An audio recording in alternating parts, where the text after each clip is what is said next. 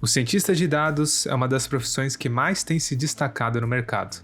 Em outubro de 2012, foi eleito pela Harvard Business Review como a profissão mais sexy do século. É o profissional responsável por pegar dados brutos e gerar informações relevantes a partir deles. Com o mercado se tornando cada vez mais competitivo, utilizar bem os seus dados não é mais uma opção, e sim uma necessidade. Isso faz com que esses profissionais sejam muito bem recompensados, chegando rapidamente a salários de R$10 mil mensais. Então quer saber o que esse profissional faz, quanto ganha e como você pode se tornar um? Fica aí até o final do vídeo. E se você gosta desse tipo de conteúdo, não esquece de dar um like, se inscrever no canal e ativar o sininho. A Simple Data vai fazer muito mais vídeos como esse, para te ajudar a entender o mundo dos dados de uma maneira mais simples. Vamos lá? Fala pessoal, aqui é o Naka da Simple Data. Agora vamos entrar um pouco mais a fundo no que faz o cientista de dados.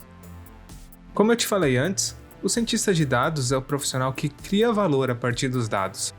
Mas valor pode ser milhares de coisas. Pode ser insights, produtos de dados, sistemas de recomendação. Mas acima de tudo, é utilizar os dados para resolver problemas reais. O cientista de dados atua em 3 grandes áreas.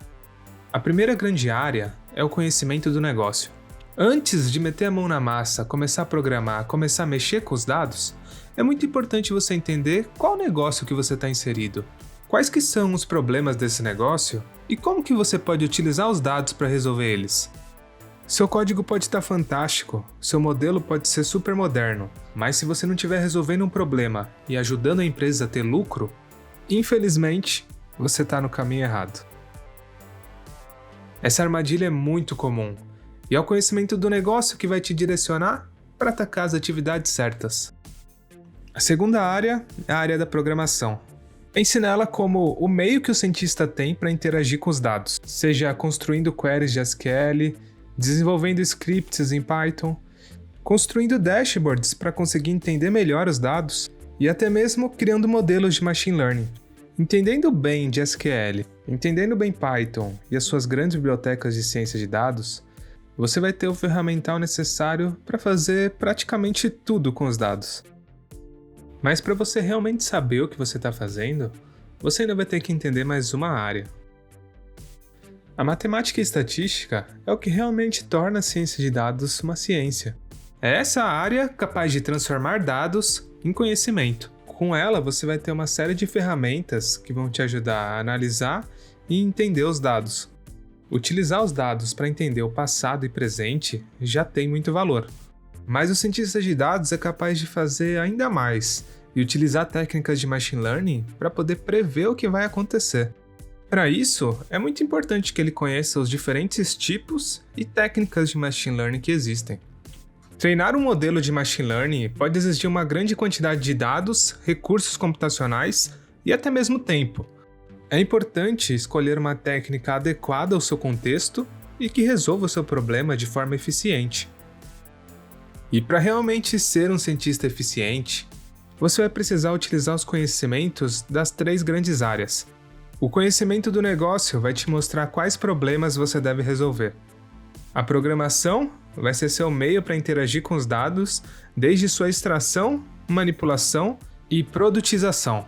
A matemática e estatística vão te dar um entendimento dos dados que você possui e vão te mostrar como gerar valor com eles.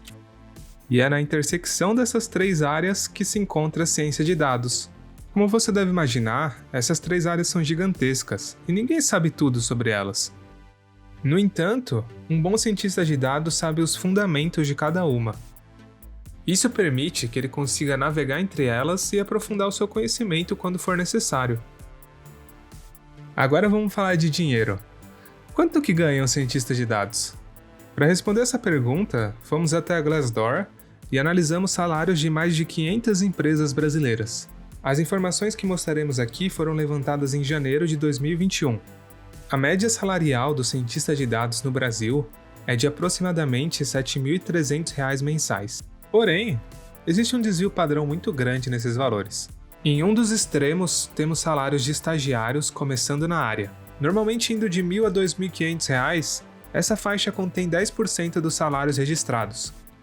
Um pouco acima, podemos encontrar profissionais júniors, com salários normalmente indo entre R$ 2.500 e R$ 5.000. 25% dos salários cadastrados estão nessa faixa. A maior faixa é a de R$ 5.000 a R$ 7.500, contendo cerca de 30% dos salários encontrados. De R$ 7.500 a R$ 10.000, encontramos 15% dos salários. A maioria das vagas nessa região são preenchidas por profissionais sêniors com muita experiência. Os outros salários estão espalhados em faixas salariais bem elevadas e menos frequentes. Para facilitar a análise, eu agrupei todas elas no intervalo de R$ 10 a R$ 30.000. E nesse agrupamento ficaram 20% dos salários. Nessas faixas mais elevadas, é comum encontrar especialistas técnicos, gerentes ou heads de ciência de dados. Um ponto em comum das empresas nessa região é que elas possuem uma área de dados extremamente avançada. A maior parte delas são bancos e empresas de tecnologia. E finalmente, chegamos ao último tópico da nossa conversa. Como é que você pode se tornar um cientista de dados? Se tornar um cientista de dados consiste em entender os fundamentos das 3 grandes áreas. Agora vamos passar brevemente por alguns pontos-chave em cada uma das áreas, juntamente com algumas indicações pessoais. Nesse vídeo aqui, eu não vou conseguir entrar em detalhes sobre cada um dos itens, mas eu quero sim fazer vídeos indo mais a fundo em alguns tópicos. Por isso, eu gostaria que vocês me ajudassem e comentassem aí embaixo qual assunto que você quer mais aprender, o que te gerou mais curiosidade. Começando pela programação, é essencial que o cientista de dados saiba programar.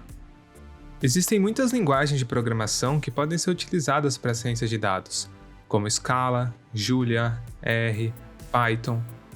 Se você está começando agora e quer uma, minha indicação seria Python. Ela é a linguagem mais popular entre os cientistas de dados e possui uma comunidade fenomenal, além de ser uma das mais fáceis de aprender. Você facilmente vai encontrar respostas para suas dúvidas pesquisando no Google, vai encontrar muitas análises em comunidades de ciência de dados como Kaggle e não vai te faltar lugar para aprender.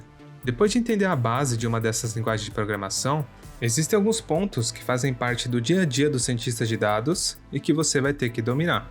Começando pela extração de dados, ela vai ser necessária para você conseguir progredir com as suas análises. Em um cenário ideal, um engenheiro de dados já organizou e estruturou esse dado para que você possa consumir com facilidade. Alguns dizem que SQL é a linguagem mais importante que um cientista de dados pode aprender. Isso porque ela é o principal meio para você ter acesso aos dados. Você deve entender os conceitos dos bancos de dados e como realizar consultas neles. É importante que a manipulação de dados se torne intuitiva para você. Você deve ser capaz de agrupar e limpar dados, além de criar e transformar colunas conforme as análises exigirem. O Pandas é uma ótima ferramenta para isso. Se você souber utilizar bem ele, você não vai precisar do Excel nunca mais. Desvendando o passado e presente, você vai conseguir realizar previsões sobre o futuro. Para isso, você deve ser capaz de analisar os seus dados e entender tudo sobre eles. O Pandas também pode te ajudar muito nessa tarefa. A visualização de dados é uma skill valiosa para se evoluir. Compartilhar e explicar suas análises de forma didática, para que todos consigam entender, é a obrigação de um cientista de dados. Algumas bibliotecas como Matplotlib, Seaborn e Plotly podem te ajudar com isso. Bom, como todo mundo está careca de saber, o Machine Learning é uma das habilidades que mais se destaca no cientista de dados. Antes de ter um modelo pronto para uso, existem várias etapas que os cientistas de dados têm que passar, como pré-processamento de dados, feature engineering, treinamento do modelo, validação e escolha do modelo. Essas etapas não são totalmente lineares. Muitas vezes você vai ter que voltar para a primeira etapa para conseguir melhorar a performance do seu modelo, e pode precisar combinar diversos modelos diferentes para conseguir chegar num resultado legal. De acordo com o último relatório anual do Kaggle, o Scikit-learn é a biblioteca mais utilizada pelos cientistas de dados de todo o mundo. Ele possui uma quantidade de modelos muito grande, com classes e métodos tão bem construídos que o seu design e usabilidade já foi copiado por outras bibliotecas. Agora, se redes neurais forem mais indicadas para o seu problema, é melhor você utilizar bibliotecas específicas para isso, como TensorFlow 2 e PyTorch. Uma vez com um modelo treinado, você deve ser capaz de produtizar ele de alguma forma. Uma delas é através da construção de uma API. Quem quiser utilizar o seu modelo, só vai ter que acessar uma URL e passar alguns parâmetros. Existem muitas bibliotecas e frameworks para isso. Uma das mais legais é o Flask. Como qualquer habilidade na vida, na programação você só vai ficar bom com a prática. Aos poucos, resolver problemas através de código vai ficando cada vez mais fácil e intuitivo. Por isso, é necessário que você esteja sempre praticando. A outra grande área é a matemática e estatística. Como eu disse antes, ela te dará um entendimento do que está acontecendo e do que você está construindo. Comece com estatísticas descritivas, onde você utilizará técnicas para descrever e sumarizar os dados. Assim, você vai ser capaz de realizar as famosas análises exploratórias. É a primeira etapa quando você está com um conjunto de dados novos para analisar. Cálculo e álgebra linear são a base do machine learning. Você não precisa ter um mestrado ou um doutorado na área. Hoje em dia, existem muitos cursos online que vão te dar uma ótima base para entender o que está acontecendo e o que de fato é o aprender da máquina. Você vai precisar conhecer os diferentes tipos e técnicas de machine learning. Os principais tipos são não supervisionado e supervisionado. Dentro de supervisionado existem tarefas como regressão e classificação.